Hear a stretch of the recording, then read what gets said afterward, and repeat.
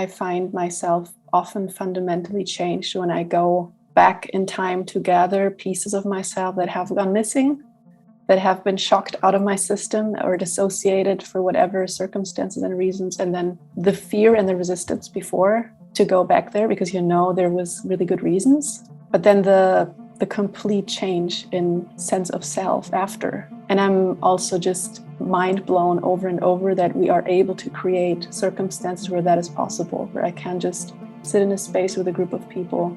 I can try to relax and close my eyes and follow the instructions of the intention and the frame of the ritual and listen to the drums and allow myself to be carried back, to welcome back a part of me that is needed here and now.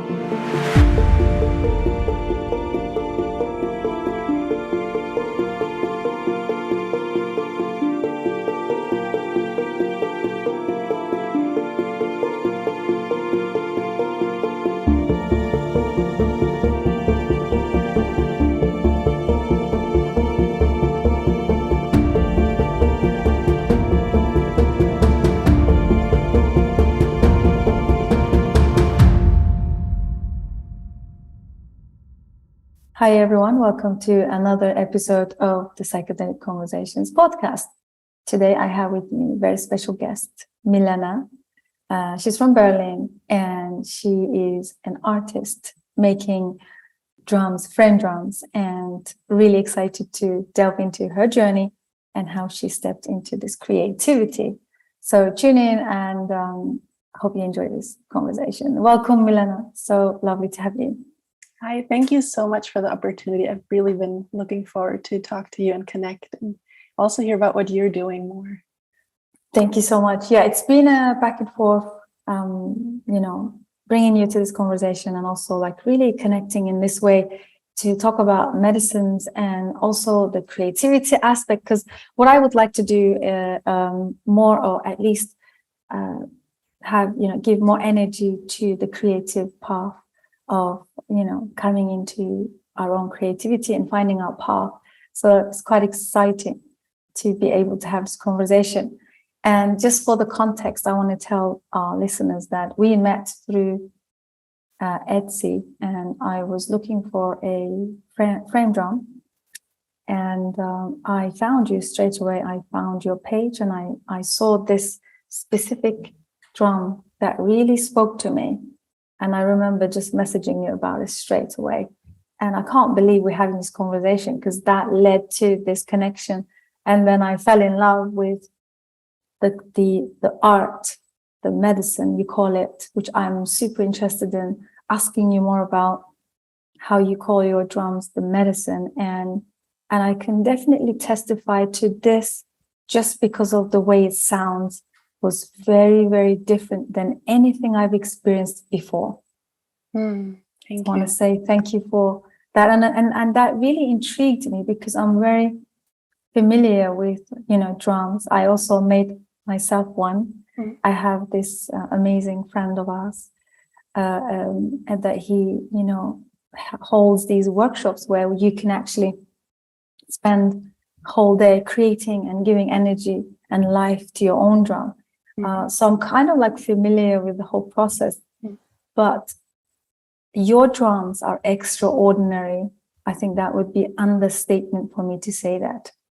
And I just wanted to find out what is behind this, like who's behind this, who's the energy behind what I'm experiencing. And so one of the reasons that I was called to have this conversation with you. So if you could maybe tell us a little bit about your background and how you came into this work. Thank you.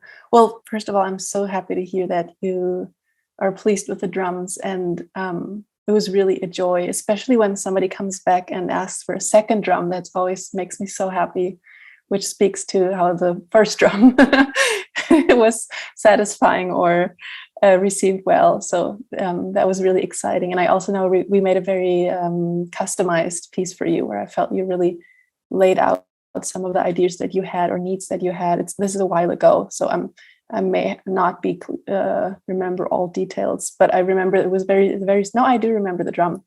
very specific with the material. And I also connected to another drum maker who made the frame himself by hand here in Germany, like a local material. And all of that was very exciting. And I love these kind of orders the most when it's a real person, and I get to have an experience with a real human being and their needs and their work and their dreaming and their inspirations.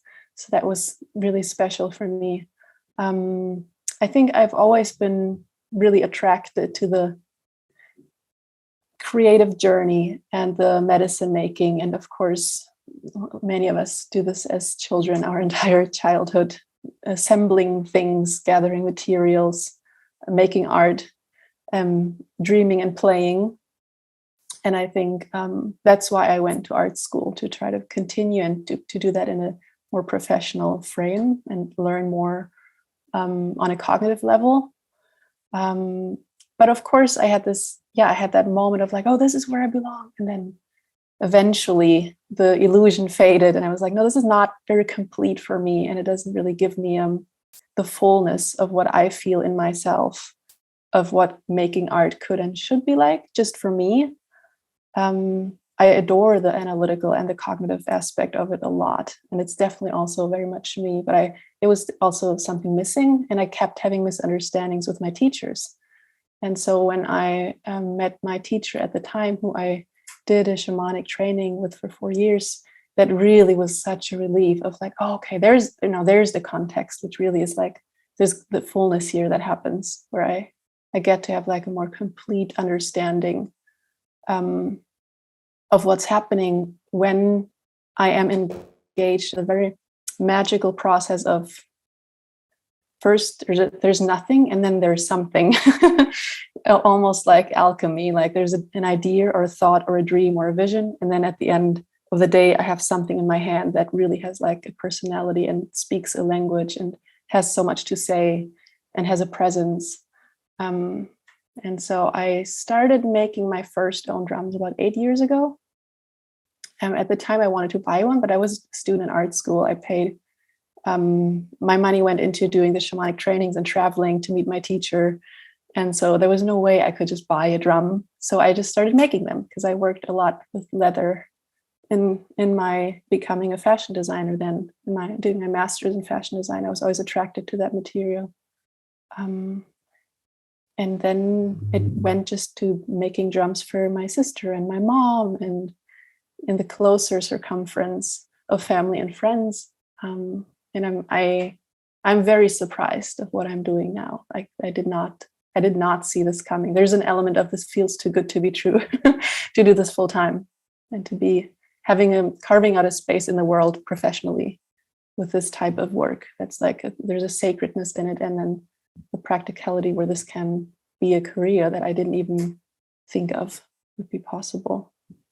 Wow, that's wonderful. Thank you so much for giving us the context. So you were doing the whole, the Western model of the masters in fashion designing, and how was the transition into the shamanic? What was the interest? How did it come about? How did you have that transition into? Because that seems like a big U-turn in a way, or maybe not. Maybe I'm just kind of perceiving it that way. Would you say there was like a U-turn almost, and then going towards the shamanic training rather than following the Western model of the? I don't know. Maybe you can speak to that in a different way.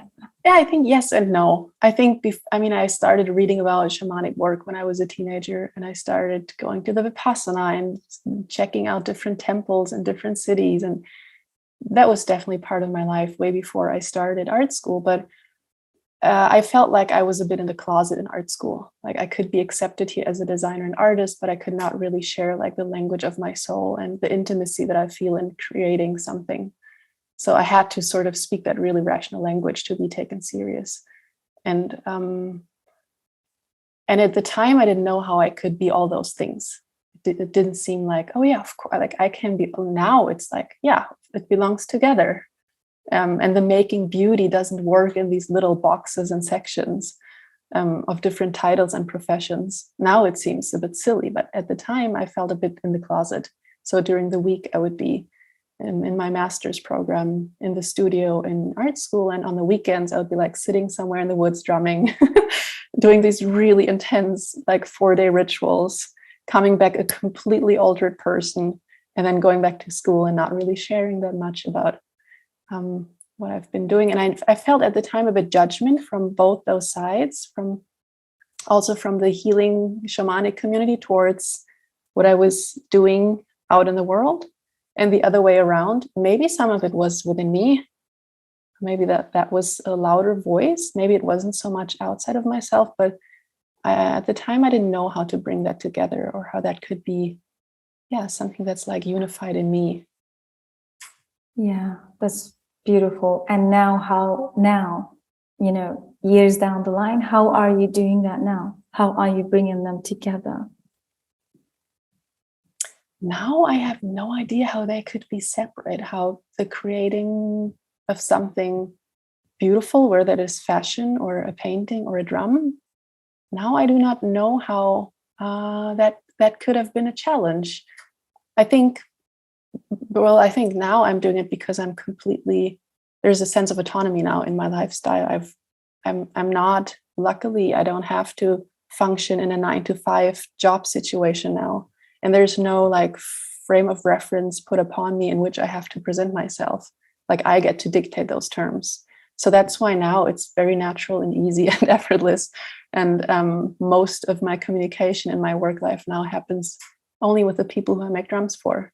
And that's always a gorgeous lens to meet a person through. So, and maybe it's also not so much my accomplishment, but just the changing of our planet and where we're all going, and how also the idea of healing work and shamanic work and psychedelics and yoga, all of it becomes so much more, there's so much consensus around all of it now, and it's more mainstream now than maybe it used to be. Yeah, so on a superficial level, we can definitely agree that it's becoming more widespread. Mm-hmm. It's becoming more accepted to have your hands in the 9-to-5 and then the other hand in the creative aspect of your life, and then kind of drawing meaning from both and leading your life in more autonomous way. I love what you said about that. Maybe I am better at bringing those worlds together because I have the autonomy. This is something that I am super passionate about, and we do lead lots of group processes together. Mm-hmm. Online. These are online integration processes where our centerpiece is always the self-agency. Mm-hmm. In everything we do. It is always reinforced in every single way possible, whether it's a subtle gesture or a content or an intense experiences or sharing or emotional roller coasters that we go through. Always we come back down to the specifics of the self-agency and how that is actually the key in, like you said, integrating everything to all together. Mm-hmm. I love that. And also like also you said, I definitely agree that there is a widespread expansion in all these different ideas, collectively, global. People are really exploring different ways of creativity, let's say. Mm-hmm. And so just want to track back to maybe the psychedelic medicines or the plant medicines. Was this something that maybe had some role in your process or in the way that you are, or your path? Do you think this kind of stirred you in some way to recalibrate and bring you back into, or was it just a lot of different things all at the same time, not just one specific thing? It could be, like you said earlier, psychedelic medicines or yoga or shamanic teachings. Like, how would you, what would be the threads that kind of helped you to come in alignment of what you breathe and get to live every day now? Wow, I don't even know if I can answer that question. I think, well, part of it is just time. Part of it is I was relatively young when I started doing the shamanic trainings. I think I was the youngest person in the group. So I was in my early 20s, and most of the people were in their 50s. So I didn't have to overcome a lot of beliefs that were anchored in me about who I am and what's possible. I think that was very helpful because I noticed there was so much struggle from other participants in the trainings, that really just this dismantling of complete definitions of what reality is, where of course I also was really changed by what I was learning, but I didn't feel that I have to throw everything away I ever learned and did and have to start from scratch. That was not my experience, luckily. I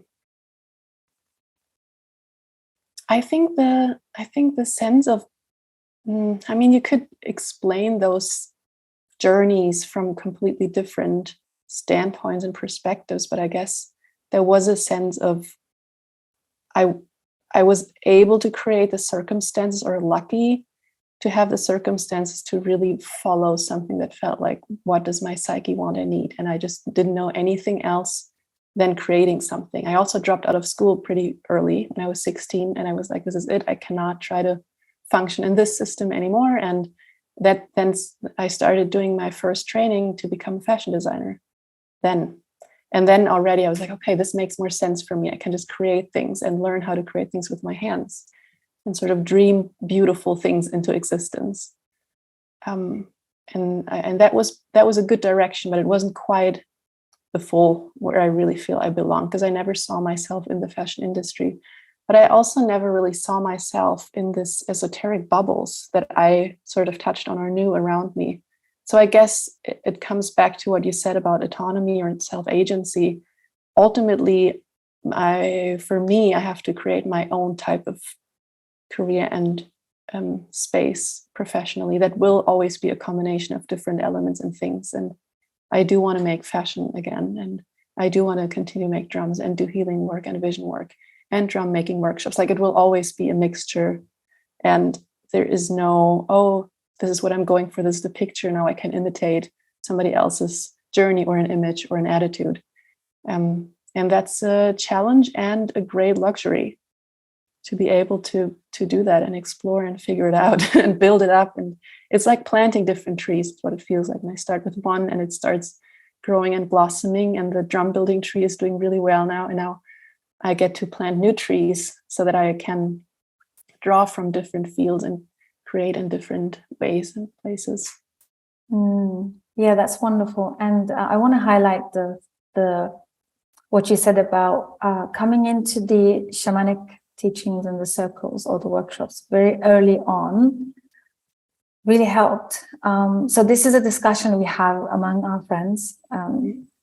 A lot of the time we talk about how soon is for a young person to dwell into any of these tools, whether it's a psychedelic medicine or shamanic teachings or any esoteric kind of teachings. We always discuss this, like, when is it too young?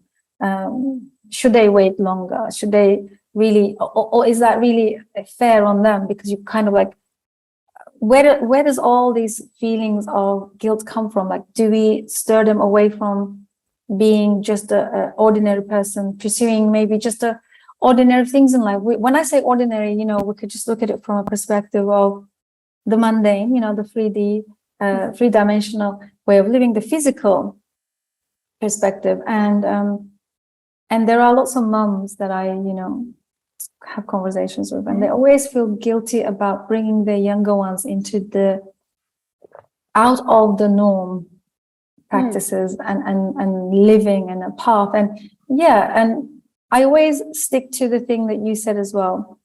I feel like coming in early is actually an advantage, just because it allows them, instead of, spending so much years unpacking and offloading the baggage, it's just easier for them to navigate into these realms easier and without resistance, without too much resistance. I always thought this way, and I think you kind of confirmed that for me. I agree. I mean, I can only speak from my own experience, but I felt that the younger the participants, the more it was like a playful thing for us. For everybody who was still like me in their 20s, there was not much at stake. We didn't have this looking back at your career or your life choices and completely questioning. everything, or feeling like, okay, I've been doing something I absolutely don't even believe in, that none of that would happen for us when we're just out of school or just out of university, or still just really in this playing around, feeling like the entire future is open. And then I think it's wonderful. I don't know if there's such a thing as being too young. And I would wonder, where's the resistance coming from?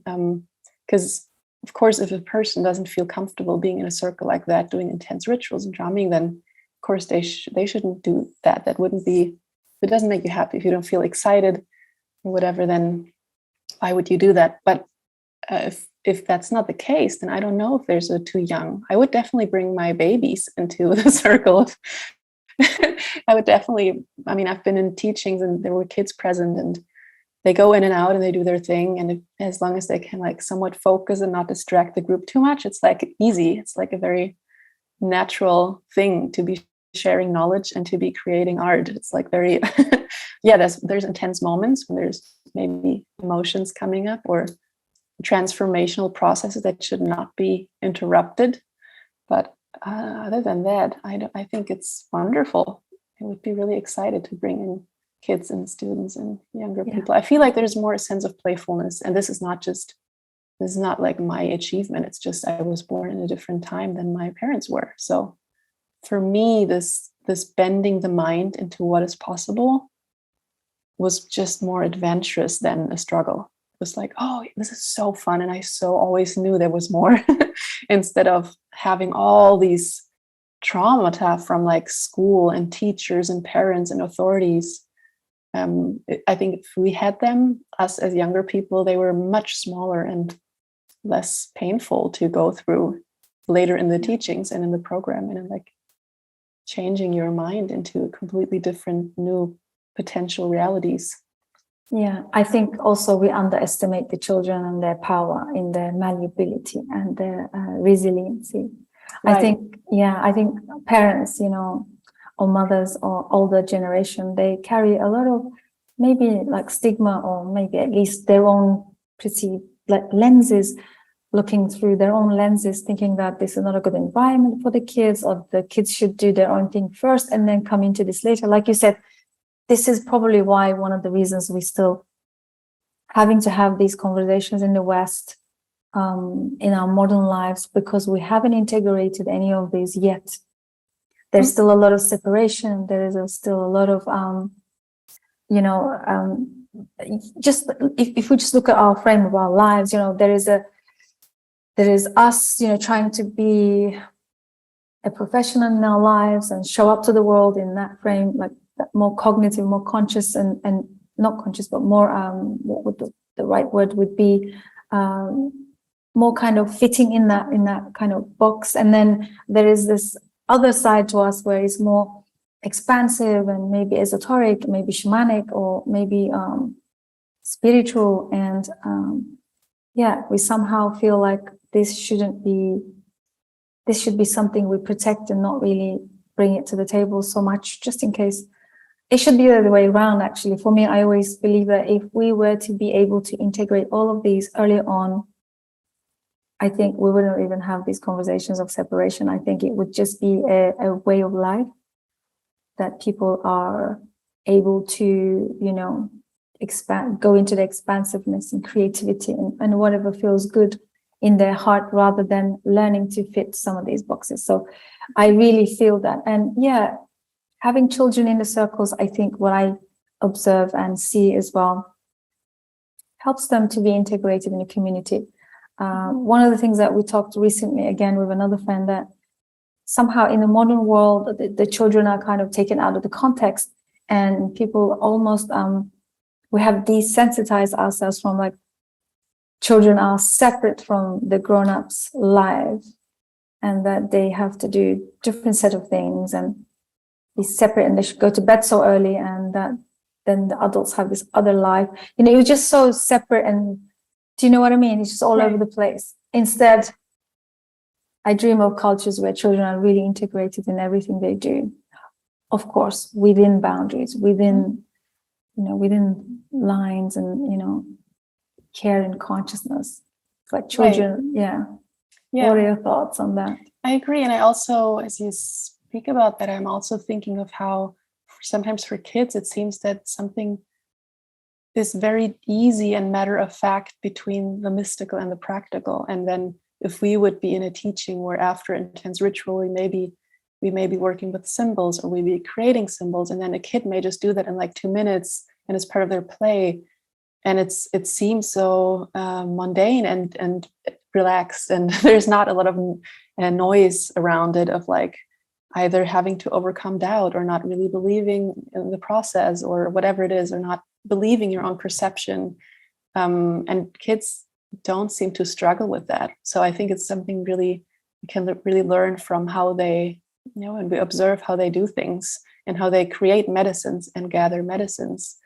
And I think there's something to be said about how they are so effortless and don't have this intense questioning of their own perception that keeps them in their little box, like we can see on us, on adults. So I think it sounds to me like a very smart thing to not have those separations, and to be observe and learn kind of with them. Yeah. And I don't have kids yet, so I speak from a perspective who's observing kids more than I don't live with kids. But I like when I see how they are so unafraid of sometimes also emotional intensity that we assume is challenging them, but really they adapt so fast, and they seem to be much more comfortable with things that we maybe don't think they could be. I'm thinking of specifically like intense teachings and meetings when there's channeling and a lot of emotions or transformations. And I feel kids would probably be more easy to adapt to that than a lot of adults would, or not as scared or not as shocked about what they're observing. Yeah. I just want to highlight what you said is so powerful. Grown-ups sometimes assume that they are going through such challenging processes, but yet they are just doing their thing. Mm-hmm. It's just a simple and thing that just flows, and they're not really experiencing it as we imagine it. So we are going to forever carry these, perceptions of what children are, yet not really, but yet it's our own limitation rather. Mm-hmm. Or projection of fears, maybe. Correct. Like, oh, this is overwhelming, this should be like kept separate from a child, or but the rawness of the whole experience of life is that we're here for, right? And they seem to be pretty relaxed around intense transformations like birthing and death. They seem to be pretty okay with observing those processes more than we are most of the time. They seem to be pretty open to experiencing it and be like sort of more neutral and curious about it, instead of having all these assumptions and fear and resistance. Human beings, we're so complex. Kind of amazing. It's so wild. Okay, coming back to you again, Milena. Let's talk about your any psychedelic experience that is significant, or had some significance in your life, in your process, that might want to share with us. I wonder if I can even single out an individual one, because I feel like I've had many moments where I go into a learning, into a specific, like in a ritualistic context, which again is just what I refer to because that's what I know, and then come out someone very different, and being very surprised at how everything looks completely different. And how the spaces that are familiar to me seem to have somehow completely changed, or the landscape that was familiar seems to speak in a way that I was never aware of before. Genuinely, communication with everything that's alive around me would always be changed, fundamentally changed. And then, of course, the expansion from the communicating with the beings of the earth and the trees and the clouds or the moon into going into really cosmic realms, which used to be, for me, pretty much my favorite part of my training, the communicating with more cosmic communities. And that's where I really felt like, this is where I want to grow roots and anchor myself into, and really give myself to this process and this learning, and give my voice to it and give my body to it and give my time to it, and my tears and my physical presence and my intellect. So I think I couldn't really point out a single one, but I find myself often fundamentally changed when I go back in time to gather pieces of myself that have gone missing, that have been shocked out of my system or dissociated for whatever circumstances and reasons, and then the fear and the resistance before to go back there, because there was really good reasons that you dissociated or that part of you went stuck at the past. But then the complete change in sense of self after is even more powerful. The more I would have fears and resistance. And really, I'm thinking of one specific a time where I was intensely scared for the first and only time with that intensity before ritual, being like, I don't want to do this. I don't want to go onto this journey. I really feel like running away. I really feel not like I should do this. And then, of course, I got through it wonderfully, and it was one of the most beautiful experiences. And I'm also just mind blown over and over that we are able to create circumstances where that is possible, where I can just sit in a space with a group of people.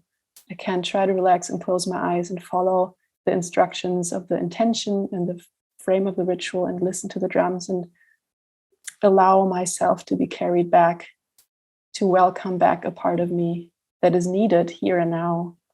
But then also the sort of a similar thing, but then going out and connecting to other beings and giving our voices to them and giving the circle to them and channeling their voices has always been such a profound experience each time, and elevating and healing for me.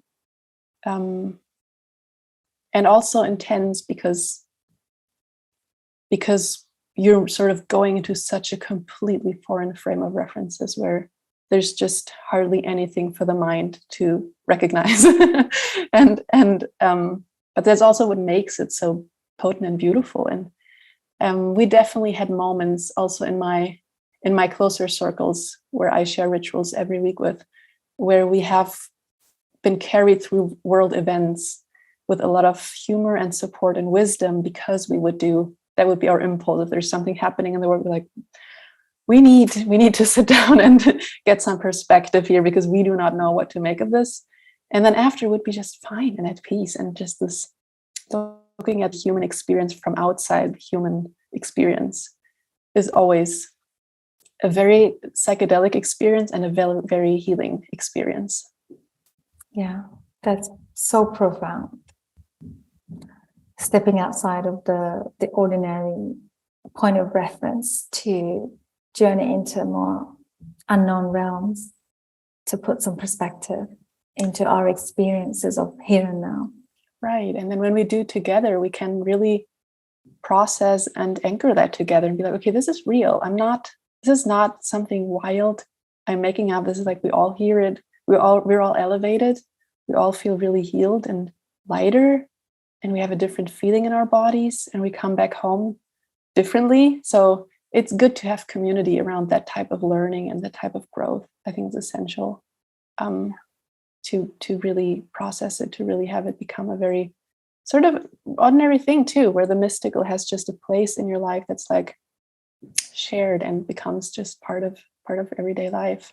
Yeah, and also witnessed by others who can also have that spark and inspiration. And I love that. So we talk a lot about the community building. I mean, you're probably seeing, or maybe not, because I know you're not so much on social media. Lucky you.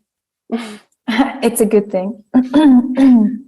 And there is, I sense a real trust here, because, in medicine work, there is a concept of surrendering. During the experience of a very intense psychedelic experience, there is also this reinforced concept of surrender to the unknown, to the fear, or to the discomfort. I feel like the real surrendering is coming back and really integrating yourself into this planet Earth as you said earlier, actually integrating yourself into the cosmic world, other communities being the trees and the other life forms, and breathing or not breathing planets. I think just a recognition of being part of those, and also surrendering to this, I'm on this planet Earth and I'm going to, stand really strong on my feet and really surrender to this path of, committing my body, my breath, my intelligence, my being to this unfolding. I think it's the most mystical thing I've ever heard so far on these conversations. So thank you for that. It is truly inspirational. Thank you. Because it's not just about sitting in medicine circles, doing yoga. Right. It's not about doing even the drum circles. It's about what do we take home, right, from all of these things that we seem to be seeking and wanting to experience. And you also said about the esoteric bubbles. I really get that. I mean, we talk about this all the time. So we're going to skip past, because we, in these conversations, I always talk about the, the misinformation and the bubbles of obviously they come from good intentions. Obviously the initial seed is always a good intention, but then things get out of hand, and then we experience all these other things that are not really authentic or genuine. Right. And these communities can go really wild, and it could actually become really toxic and dysfunctional. Or competitive. Right. So here we are. And I always, again, one of the reasons we continually reinforce the self-agency in each of us, I think that can hopefully leverage how we are. If we can take care of how we are in our being and in the world, hopefully that could kind of leverage or counter the other side of being competitive and getting all toxic and dysfunctional.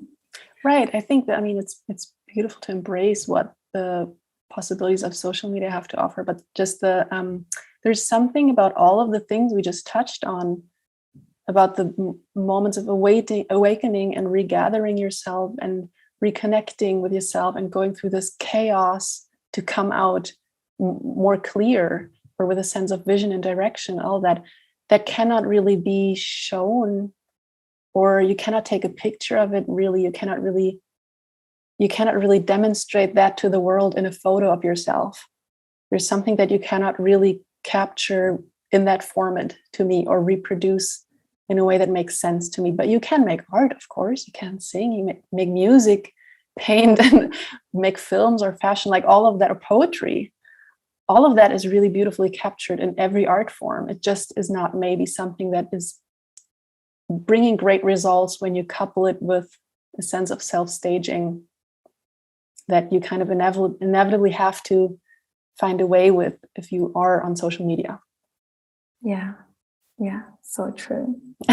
And look, you're not on social media and I found you. I guess there is this cosmic energetic, something is happening that is connecting us. It doesn't matter where we are, as long as we continue to serve and to surrender to this path of our own creativity. I have a really, really good friend that I met years ago, and he used his famous words were this: every single one of us are born with a medicine pouch. Mm-hmm. Your job is to find your own medicine pouch and grow that and fill it up. I feel like there's all of us, just like the DNA of in each of us, we have this unique template of having that medicine pouch to bring to the world. And if we continually commit and surrender to this, the universe takes care of everything. Then we won't need a YouTube channel, maybe, hopefully, to find the ones that appreciate that unique medicine that we're offering. Mm-hmm. Just like you with your drums. Yeah, it also reminds me of a dream that I had where I would actually gather medicine bags. So that was another thought that I had just when you said we found each other and I'm not active on social media.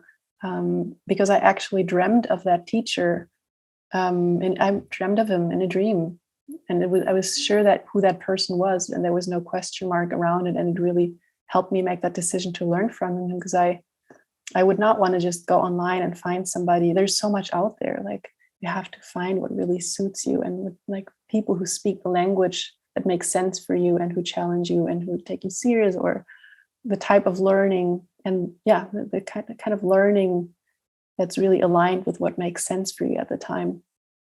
And there's a lot of support and very strange connecting to the right person at the right time that happens outside of the digital realm all the time. I agree. Every single person that really influenced and inspired my life has always been I found them in the most unconventional ways. Yeah. So I can testify to that. I mean, we're not hating the social media, of course. Look at this. It's beautiful that we get to do this. I'm a pro social media if it's used in the most authentic way. So there is also that, but it's just cutting through the noise and really, again, coming back to the autonomy and the self-agency of knowing when to make a decision, when you found the right person or the right thing or the right experience, through channeling through that, agency. Again, always comes back to us, how well we know our inner territory, inner state. Right. And I think that's where it gets tricky with social media. We do totally not have to go there any further. I just feel like what you just said, I'm sometimes concerned with the idea of, because, let's say, Instagram, of it being sort of a loop that always also feeds us more of what we're looking for in terms of art making. That's a concern that I'm having. Like, how are we gonna have as many perspectives and dreams and experiences of so many different people be visually represented in the world in terms of art making, if too many of us, or if most of us, look into the same pool of the same sort of contents that keep being fed back to us.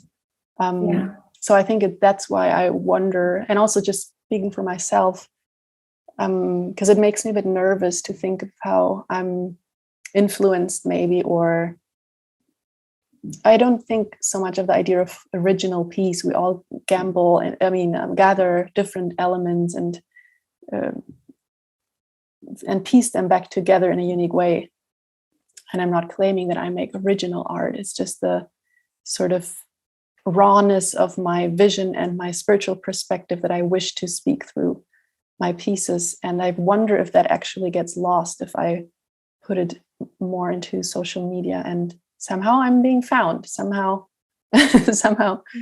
so far. It's okay. I love this, what you said. It's about, I guess it comes down to a lot of trust, that inner trust of when you're so connected to what you're doing, and it's just, that's you, that's just you. Like I just knew, I think there is something really powerful is happening here, is beyond our human, like, limited the way we grasp things. Like, it just, this thing here, what you said, goes beyond that. And I'm hearing what you said about, if all of us get onto Instagram and start posting our creative, like you said, and looking at other creations, it's almost like taking us away from our own medicine pouch. That's all I can say. Not so much like you said, creating the best and the unique piece, but it's about eventually moving away from what you are meant to be bringing forth. Yeah, and I think because you mentioned trust before, I totally don't want to bash it. I love looking at beautiful pictures of people's Instagrams, and like, I totally appreciate the getting inspired by other artists a lot. I think that's beautiful. And I do appreciate the connecting to people on the other side of the planet. My mentors and teachers are on the other side of the planet. So if I want to speak to them, there is no other way than using technology. And I think that's genius. But I also have dreams where I will dream of a specific drum, and it comes even with a name in the dream and a color and a material. And this is horsehide, and okay, this is the name, and it's connected to this type of mineral, or it's very specific sometimes, and I cannot get that anywhere else but in my own dreams. So talking about trust, like, I think we're so rich in things that desire to be born out of our words, out of our hands, out of our sharing into our community with our bodies, or whatever our tools are, that we could trust maybe a bit more into. There's so much that is actually waiting to be expressed and seen and shared, that maybe we could spend a little more energy giving space to that, when of course the nature of social media, there's just something addictive. It's just time consuming sometimes, and we have so much that we can draw from, that we don't need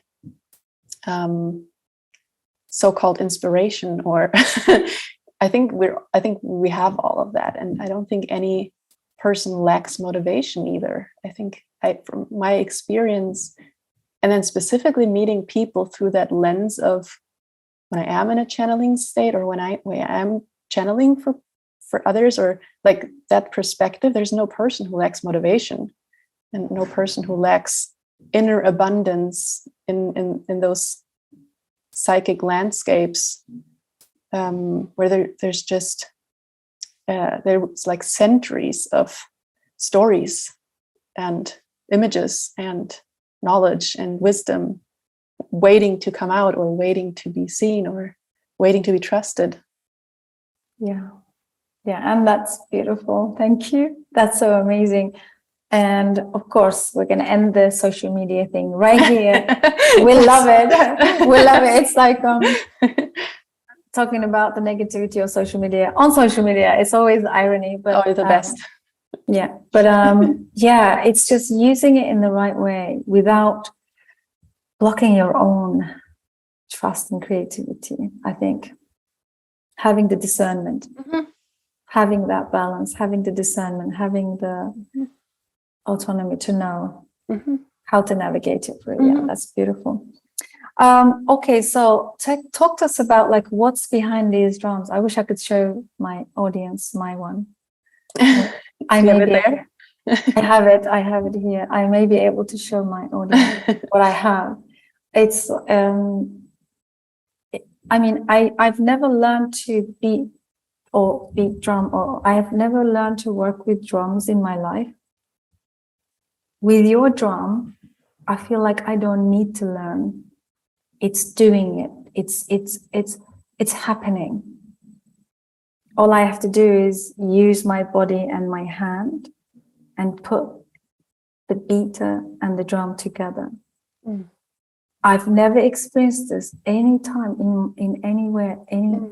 I mean, it's an understatement, and you can tell how overwhelming it is for me to talk about it.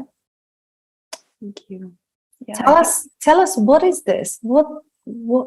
How is this possible? What is this energy behind this? Well, I think you just explained it so beautifully, and I think I know exactly what you mean. That I have moments, or we in our circle have moments when we're drumming, and it is so wild how it doesn't even feel like we're doing the drumming. There's a sense of wilderness in the most literal possible way, where I feel like I'm listening and stepping aside and just observing and listening to the sound and following the sound, instead of, I'm not even doing the drumming. It just feels like I'm listening to someone or something, speaking to each other and going back and forth in a dialogue. Also the drums with each other. It's like they completely take over and we just follow the journey. I guess there's something happening that obviously I wouldn't know how to explain. I also want to say there's something highly ordinary in it with the act, like, because it is part of my daily life. I'm just having my tea, maybe in my sweatpants, cutting the hides, preparing the frames, listening to music, talking to my best friends on the phone while I'm preparing everything. Having my idea of what I'm about to make, depending on what the person wants. And then something happens where I just follow whatever the drum is doing. And there's definitely been really silly moments of like me having an idea that I want to put onto this instrument where I'm like, but you're this. And I have an expectation of what you're going to look like. And I clearly have an idea of how you're going to sound like, how your presence is going to be like. And then it just does its own thing. And I have to understand. And sometimes it's not always like that, but sometimes it's pretty extreme and hilarious how I really have to give up my idea of what I'm creating, because it will just not do what I'm expecting what it will do. Especially sometimes with a paint where I have an idea of maybe harmony, maybe this will look a certain way. And then the colors just do whatever they want and I cannot control it. Pretty much literally cannot contain the process or the outcome. And then that's where I know, okay, this is, I appreciate what you're doing here. And I will follow your lead. And then when I check in with the client, that usually reflects either their personality or their process or who they, often the drum really reflect the person, the presence of the person, or something the person feel they always were but were not really allowed to be, or they feel they are but were not really seen as that, or not acknowledged in a certain way. And then sometimes the drums just really complement beautifully a client's work, but they all have a different presence. I've never met an instrument where it was like, oh, it's like individual human beings. It makes me think a bit of how we see animals, just this idea of like, oh, it's a horse, but then each one has just a completely different character and they like different things and different foods and play in different ways. And some are very serious and some are very silly and goofy. That's the same with the drums. I feel some really have such a majestic presence. I sent one off last week and it felt like a mountain was sitting there. It felt like a wise old grandmother. And I looked at it the next day and I'm surprised. So I have that effect, what you describe when you're playing your drum and it feels like you become witness to it rather than you feel like you're creating the sound. I have that same experience sometimes with making them, that it's somehow suddenly I open my eyes and there's a drum and I'm really surprised at what I'm looking at. And it's always a unique meeting of a unique personality. And sometimes they feel very talkative and chatty, like they just want to start talking and like they're just super full of words and bubbly. And sometimes they feel very calm and more quiet and more serious and have a sense of authority. And it's beautiful when there's an opportunity to connect that to the person who's receiving the drum. Sometimes there's not. Sometimes not every person communicates as much with me. Sometimes I just know, okay, this is the design they want and this is the material and size. And sometimes there's, like in our case, there's more exchange. And then that's very exciting. And I also, talking about autonomy, that I feel the more trust I get from the person who's receiving the drum, the easier. And the more mystical the process, the more effortless and the more surprised I am with the result. And it's more challenging for me when I, just the more freedom I have. So some people just send me some personal information about their healing work, what type of work they do, what type of traditions maybe they work in. Some send me their shamanic names or meaningful totems and colors or ancestors and give me that information, and that's it.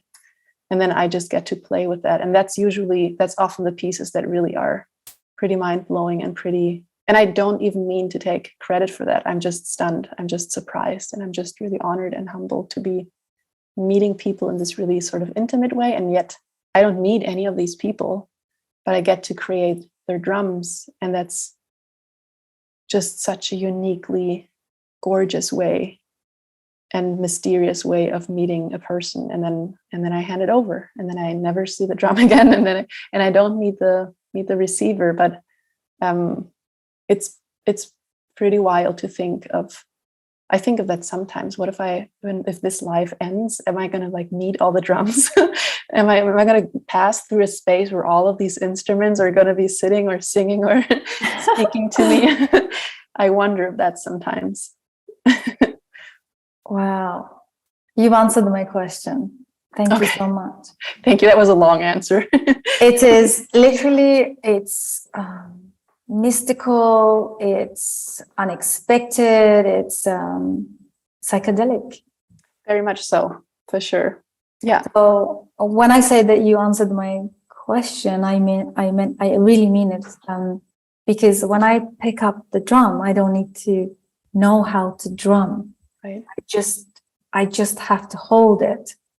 And like you said, you just have to show up and let the whole process lead you into creating or it's like you're just a physical container, your hands and your container just helping this to be birthed, to come into being in creation.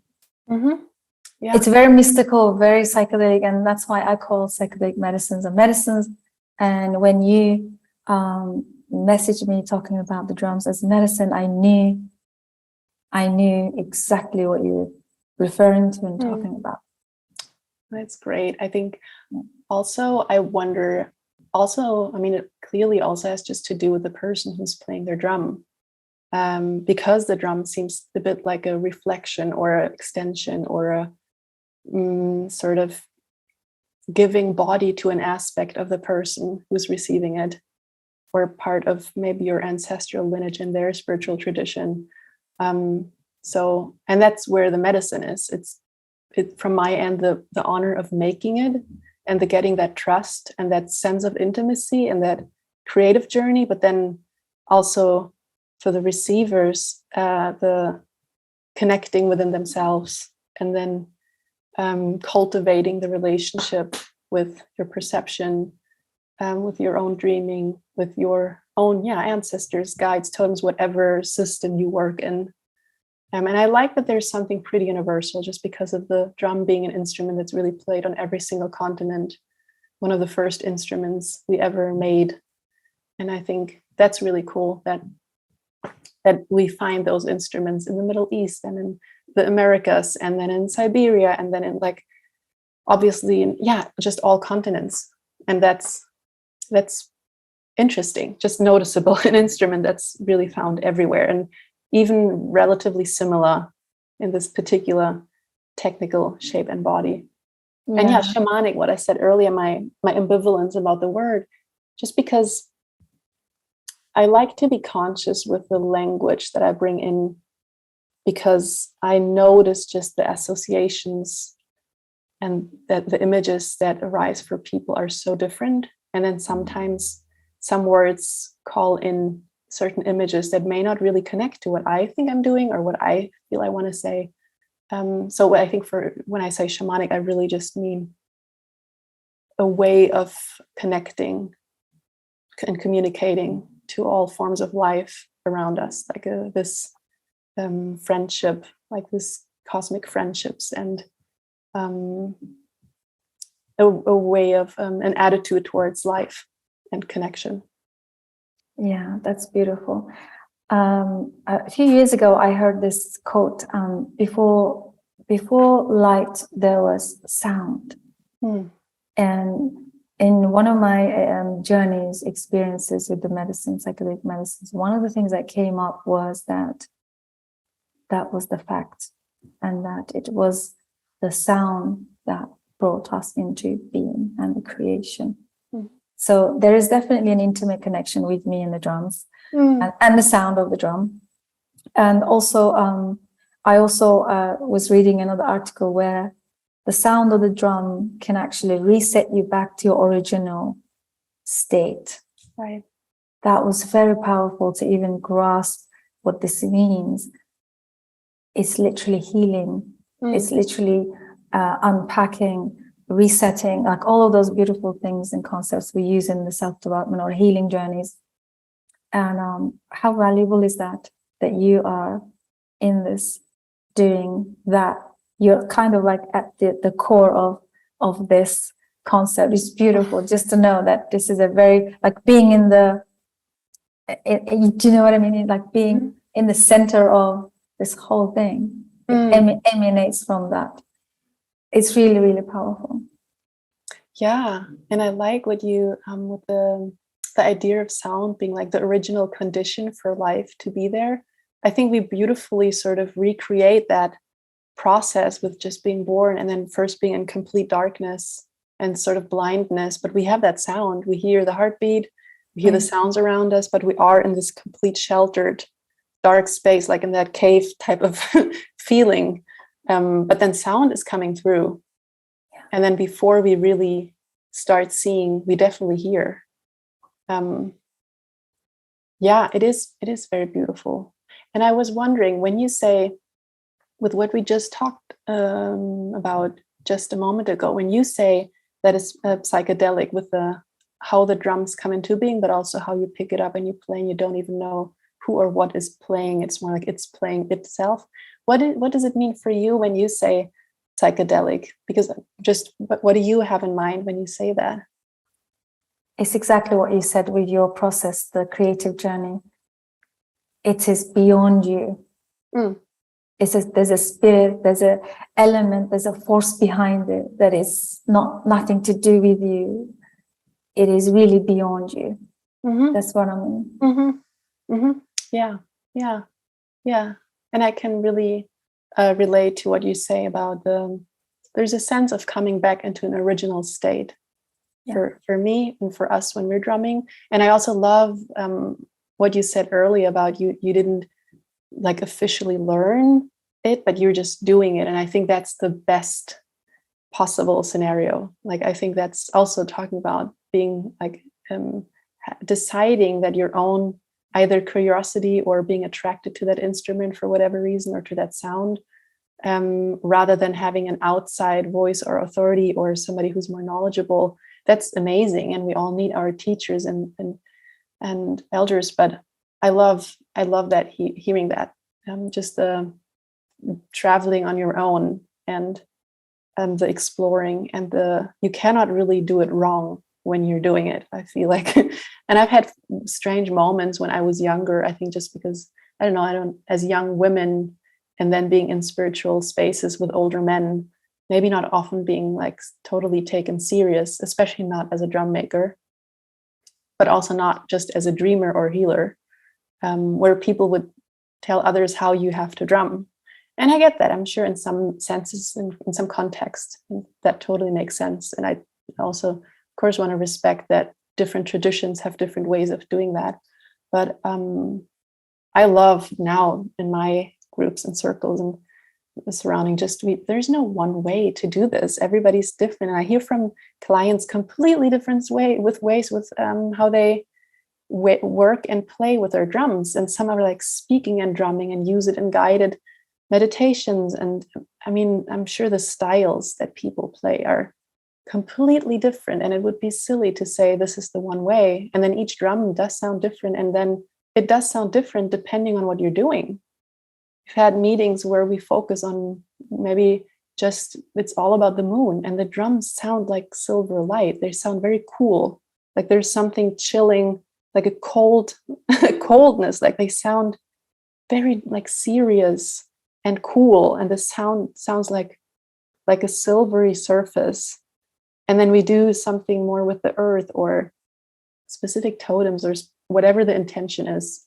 They just sound different. So there's something to be said about we can really go with whatever they want to communicate or reflect to us. And they will give us the sound quality, or they will speak to us in their own strange ancient voices about whatever place we want to connect to, whether it's something in the world or cosmos or something within ourselves. Wow, I could talk to you like another 5 hours. This is the real ceremony right now. Thank you. I just want to take a moment and bring my drums out. Oh yeah. Is that okay? Sure. I'll be back in a moment. Yeah. I just can't wait to show it to our audience. Yeah. Just a second. And I'm back, and here it is.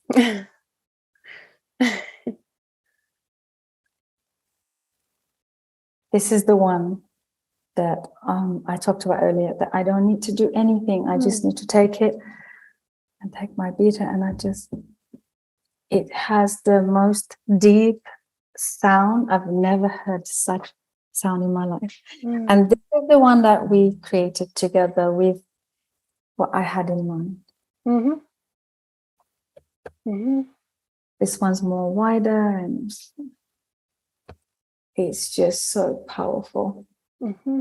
Very beautiful. So for our audiences, for our listeners that are listening to this podcast on the audio, unfortunately you can't see it, but you can always check out the YouTube version with the video so you can see the beautiful, gorgeous drums that Milena creates. Wow.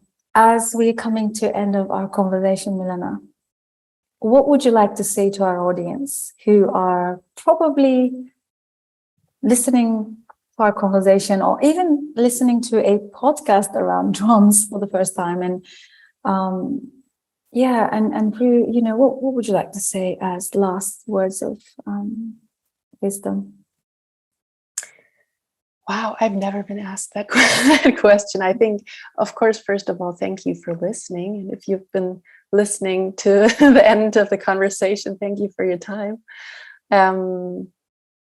Maybe something that comes to mind is I'm speaking here now as a drum maker mainly, but I feel like what I'm passionate about and what really excites me the most, and talking about the whole idea of making medicine and the psychedelic experience or the dreaming experience, drums is just one possible expression or one possible medium, and obviously one that I love a lot. But I think the sort of the search of finding expression for the mystical or finding ways to express like life force and birthing beauty doesn't really need like one specific form to be genuine and deep and hold some more healing for other people.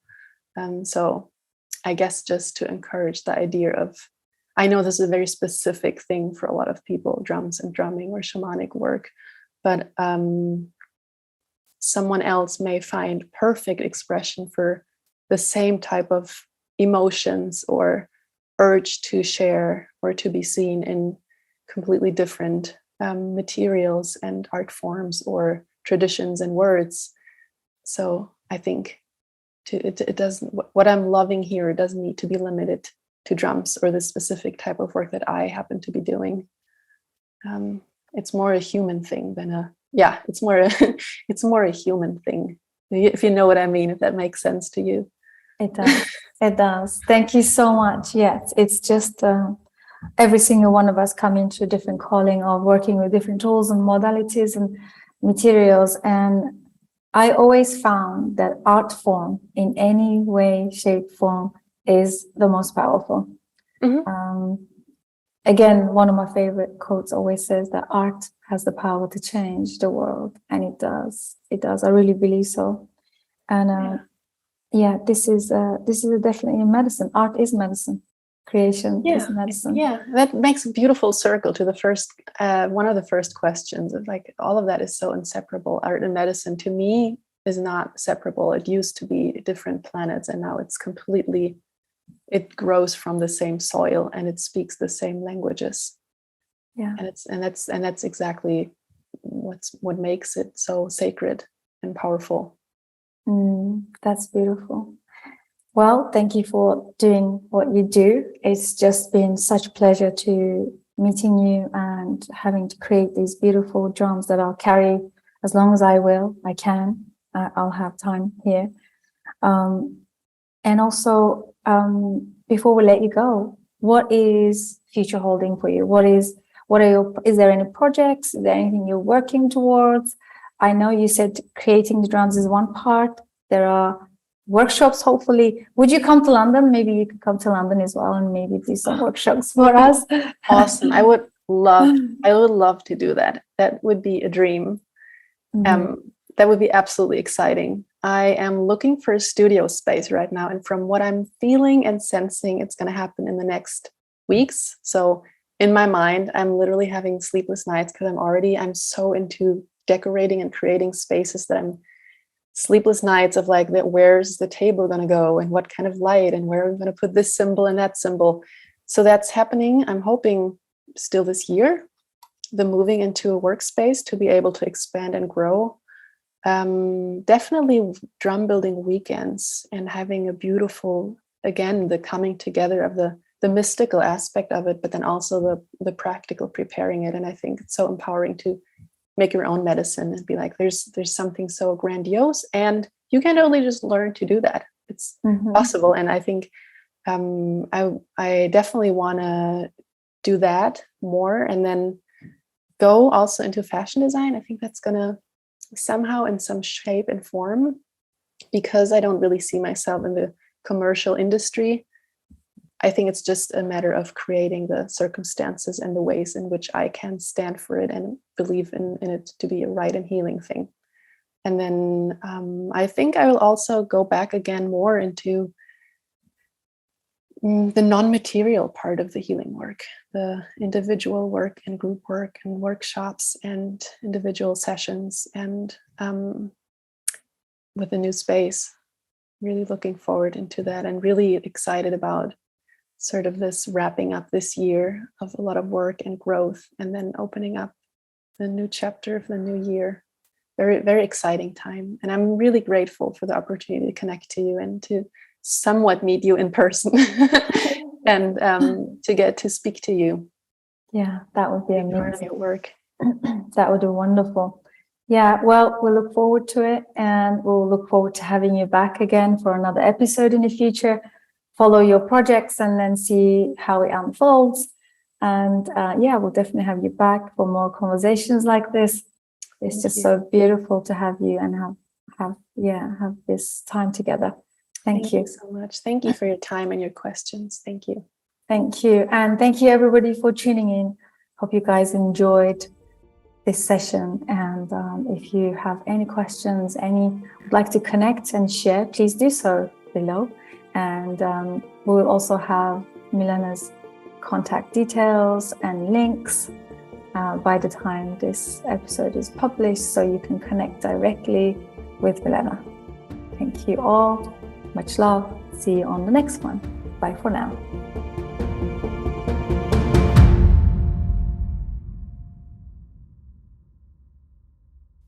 Thank you so much for joining us. Psychedelic Conversations podcast is designed to educate, inform, and expand awareness. For more information, please head over to psychedelicconversations.com.